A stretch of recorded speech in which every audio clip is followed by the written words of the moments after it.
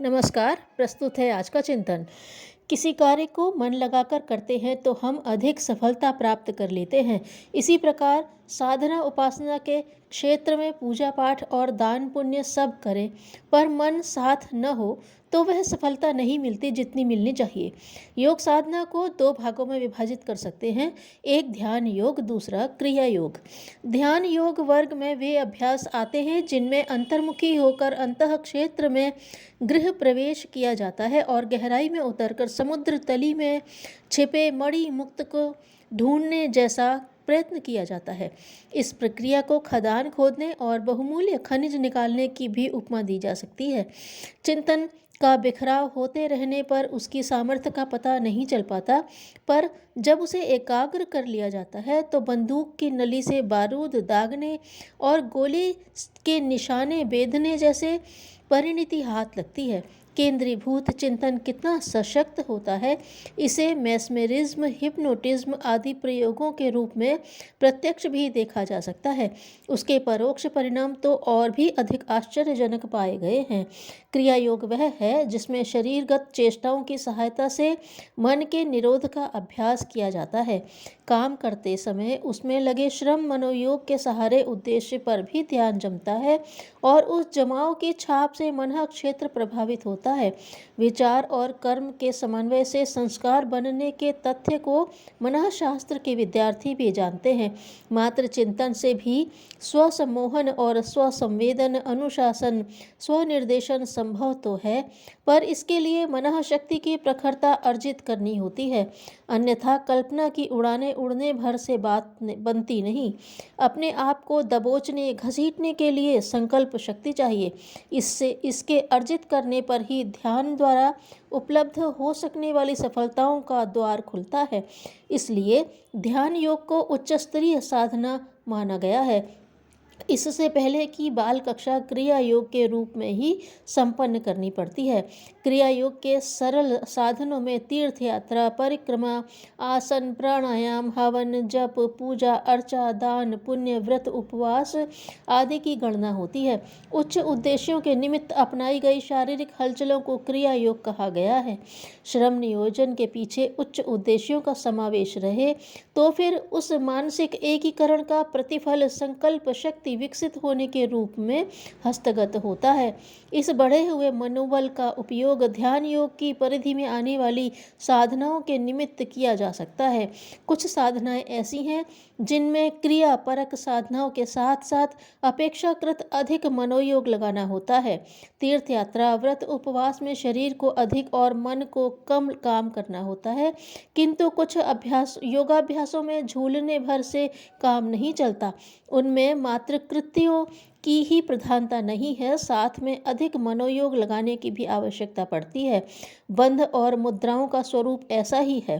खेचरी मुद्रा में यदि तालु से जीभ भर सटा ली जाए और ब्रह्म रंध्र से अमृत टपकने के रसास्वादन पर मनोयोग केंद्रित न हो सके तो समझना चाहिए कि प्रयास अधूरा रहा और श्रम निरर्थक चला गया। सोहम साधना के संबंध में भी यही बात है। उसमें श्वासोच्छ्वास के संतुलित रखने के साथ साथ महाप्राण के पर ब्रह्म स्वरूप प्रवेश की भाव भरी अनुभूति भी होनी चाहिए। साथ ही अहंता के निष्कासन का भी श्वास के बहिर्गमन के साथ साथ सघन विश्वास जुड़ना चाहिए। क्रिया की सार्थकता इससे कम में बनती नहीं। विशुद्ध ध्यान योग में शारीरिक हलचलों का उपयोग नहीं के बराबर ही करना पड़ता है। इसमें अधिकांश प्रयास भावना स्तर का ही होता है।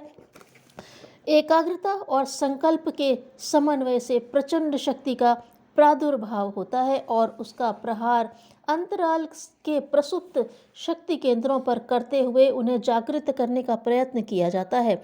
षटचक्र वेधन और कुंडलिनी जागरण की साधना इसी आधार पर संपन्न होती है। मंत्र जप के साथ इष्ट का ध्यान आवश्यक है, मात्र शब्दों को रटने दोहराने भर से काम नहीं चलता। यह कार्य तो तोता भी कर सकता है और टेप रिकॉर्डर द्वारा भी किन्हीं शब्दों की पुनरावृत्ति कराई जा सकती है। इतने भर से मंत्रफल उत्पन्न हो सकना संभव नहीं। जबके समय मन जहाँ तहाँ भागता रहे तो एकाग्रता नहीं सधेगी। भावना का समन्वय न हो तो श्रद्धा कैसे जगेगी। ज्वाला जलने लपटें उठने के लिए आग, ईंधन और हवा तीनों चाहिए। इनमें से एक तो हो पर दूसरे न हो तो उद्देश्य पूरा न हो सकेगा। मंत्र की शब्द रचना और उच्चारण प्रक्रिया का अपना महत्व है, तो भी उसके साथ ध्यान और श्रद्धा का समन्वय आवश्यक है। इसके विपरीत क्रिया योग में आवश्यक पवित्रता एवं सतर्कता बरतने भर से काम चल जाता है। प्रयुक्त होने वाली वस्तुओं के सही होने, विधि विधान की सतर्कता एवं समग्रता रहने से वैसा वातावरण बनने लगता है जिसके सहारे अग्निहोत्र के संबंध में वर्णित महात्म्य को प्रत्यक्ष किया जा सके। भावना प्रधान लोगों के लिए भक्ति योग, बुद्धिवादियों के लिए ज्ञान योग और पुरुषार्थ परायणों के लिए कर्म योग रुचिकर भी होता है और सरल भी पड़ता है। आत्मीयता, घनिष्ठता, एकात्मता को रस कहा गया है। दाम्पत्य जीवन में इसी आधार पर दो शरीर एक आत्मा की उक्ति चरितार्थ होती है। माता और बच्चे के बीच पुलकन इसी के कारण छाई रहती है। परमात्मा सत्ता के साथ दीप पतंग जैसा, नदी नाले जैसी, सिंधु बिंदु जैसी, दूध चीनी जैसी एकात्मता स्थापित करने की भाव संवेदना में भक्त जो खोता है उससे अधिक पाता है। ईंधन का समर्पण उसे अग्निवत बना देता है। भक्त भी अपनी अहंता को विराट की महानता में घुलाकर अपने को तत्सम अनुभव करता है। दिव्य दृष्टि मिलने पर ज्ञानी को कलेवर की कठपुतली को नचाने वाली आत्मा दिखती है, जबकि सामान्य जन को मात्र काया की ही प्रतीति और प्रीति रहती है। ज्ञानी दृष्टा होता है, उसे भव बंधनों से मुक्ति मिलती है और इसी विश्व उद्यान में परिभ्रमण करते हुए तृप्ति, तुष्टि और शांति का रसास्वादन करने की स्वर्ग संपदा हस्तगत होती है। कर्मयोगी का चिंतन, चरित्र और व्यवहार कर्तव्य पालन के आधार पर विनिर्मित होता है। वह सामाजिक उत्तरदायित्व को पहचानता है और मर्यादा के अनुशासन पालते हुए उदारता की रीति नीति अपनाता है। गरिमा का बोध रहने से वह भटकता नहीं। शालीनता के राजमार्ग पर बिना भटके ठहरे अनवरत गति से चलता रहता है। इन योगों को ज्ञान और कर्म दो भागों में भी बांटा जा सकता है। ध्यान योग से व्यक्तित्व का परिष्कार बन पड़ता है। क्रिया योग से जीवन प्रवाह ऐसे प्रयासों के साथ जुड़ता है जिनसे आत्मकल्याण और लोक मंगल के दोनों ही लक्ष्य समान रूप से साध सकें।